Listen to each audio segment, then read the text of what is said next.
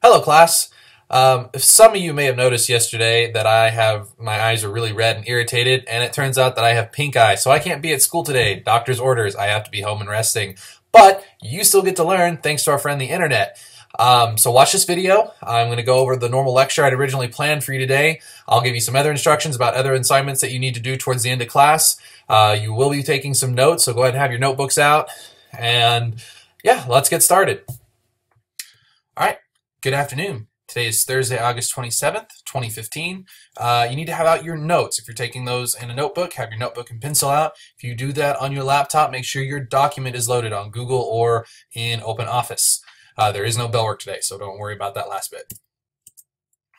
Today, we're going to be talking about King Louis XIV, kind of wrapping up our conversation from yesterday. And tomorrow we will have the recap quiz. I'll probably spend a little bit of time kind of reviewing things. We may still have the writing assignment as well to see what we get to. Like I said, notes over Louis XIV. Make sure they're in your notes. I will be checking notes tomorrow, so make sure you have them, whether they're in a notebook or on a note file on your computer or on Google. Okay, so yesterday we talked about King Louis XIV, who became king at the early part of the 1600s. And he had that famous phrase, "L'État c'est moi," I am the state. And we said that he built up his military, took power from the nobles, also expanded culture and architecture. And part of that architecture that he had was the Palace of Versailles.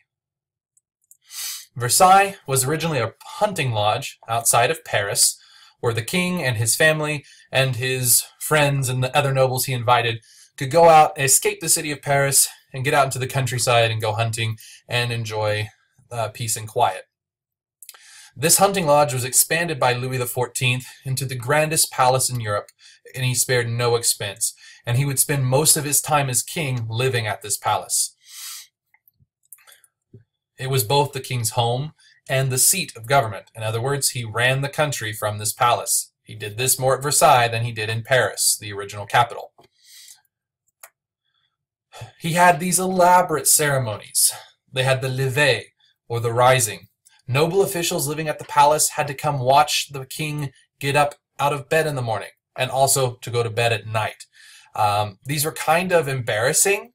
The king was requiring the nobles to sit here and watch him go to bed, watch him get up, watch him get dressed, and he did this to keep the nobles in check. He's like, yeah, you're noble, you own land, you're important, but I'm more important than you. Remember that. That's what the king was saying with these ceremonies. That's what he said with this whole palace, and it was huge. Let's take a look. So here we have the Palace of Versailles from the air. I actually got the chance to go there this summer. Looking at the front there, you have the center part of the palace, was the original hunting lodge, and then all of these wings that were expanded onto it to house all of these nobles that were coming. And beyond the palace are these huge gardens and parks. When you first arrive, you see this huge golden gate, again, showing the king's money, the king's wealth, and his power. And here it is today. I actually got to go there this summer, so here I am outside the Palace of Versailles, getting ready to go in. Around the back, instead of going straight into the palace, if you go around back, there's these massive, massive gardens, which you can see right here. And they just go on for miles and miles. And there's canals, there are mazes, fountains all throughout. You can kind of look right here. That thing in the center, it was a modern art piece, but everything else would have been just about like it was at the end of King Louis XIV's reign. Big fountains, big gardens, lots and lots to see. And you can get lost in these hedgerow mazes. There would be random fountains at different points, and they'd all kind of interconnect. Could definitely get lost in there. When you go inside the palace, everything is marble, gold, granite, and painted ceilings, art everywhere, and the king's symbol is all over the place. And as are statues of the king, just like right there. So we talked about one of the ceremonies, the levée, the king's rising. This is his public bedroom. Keep in mind I said his public bedroom. The king would have official ceremony where he would lay down in bed and they would close the curtains, and then the nobles would clear out, and once everyone was out of the room, Louis would get out of this bed. Okay, and here's another picture of it. kind of give you a better sense.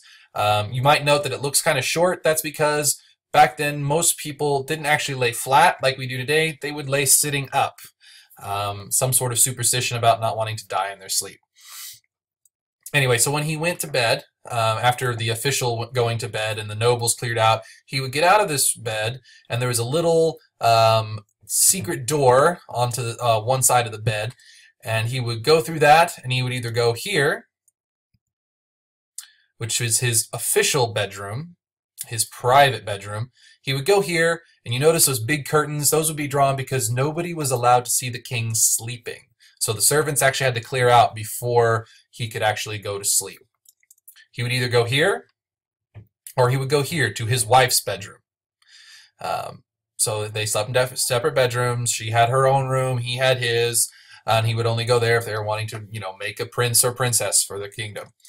Okay, and here is the famous Hall of Mirrors. This was famous at the time. This is where we'd have the big balls and the dances and all of the parties. That would be in this room. It later becomes famous, and we'll talk about this again when we talk about World War I. This is the place where they signed the treaty that ended World War I. And this nice, pretty, picture here, no people. If you ever go to Versailles, this is what you'll actually see. Crowds of people milling about. It's still a very cool room. Probably one of the neatest at Versailles. You have the mirrors running down one side and the windows opening up in the other. It makes it look a lot bigger than it actually is. Okay, so now we talked about Louis and Versailles. Let's take a look at the decline of France. Louis reigned until 1715. He was on the throne for 72 years. That's a really long time for a monarch in this time.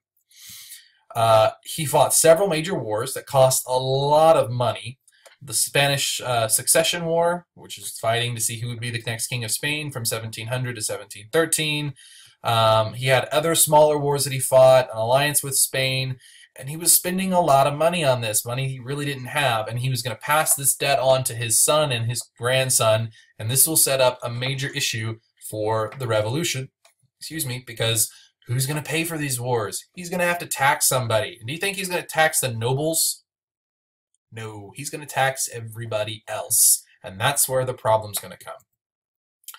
Also, Louis reopened religious persecution. In 1685, he revoked the Edict of Nantes, which we talked about the day before yesterday. That was made by Henry IV, and that said that the Huguenots could live in their little cities by themselves. Remember, the Huguenots were French Protestants. They weren't part of the Catholic Church. They'd been fighting with the Catholics, and then Henry converted and said, okay, Huguenots, you go live in these cities, you stay there, nobody will bother you. After 1685, Louis says, yeah, we're going to bother you.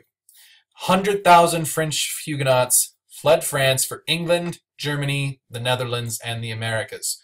And pretty much France was made into a totally Catholic country because of this religious persecution. And that would be another issue that's going to pop up when we talk about the French Revolution. This persecution of minorities and other religious groups. So that's the two big issues there. One, Louis was taking all this money to go fight the wars. Two, he was persecuting minority religious groups. Those are the two big issues that today that we've talked about. Prior, we've talked about how he took a lot of the power from the nobles for himself. This was another issue that's going to come around and cause problems later on. And also that in his entire 72-year reign from 1643 until 1715, he never once called the French Parliament, the Estates General, together. So all this time he was ruling by himself. Nobody else had any input on how to run the country. And this is going to cause problems. So you're going to go to your Google Classroom assignment. The Decline of France should be loaded on Google Classroom. One, I want you to answer two questions. One, how does the Palace of Versailles help support Louis XIV's idea of absolutism? In other words, how does it show as an outward symbol what he thinks about himself and his power? And two, make a prediction. How do you think Louis XIV's type of absolute rule will cause problems for France in the future? Think about the money, who had the power, and who did not have the power, and how that could be an issue. You should give about 2 to 3 sentences per question and turn that in on Google Classroom. If you have any questions, email me or send comments on Google Classroom and I will get back to you. All right.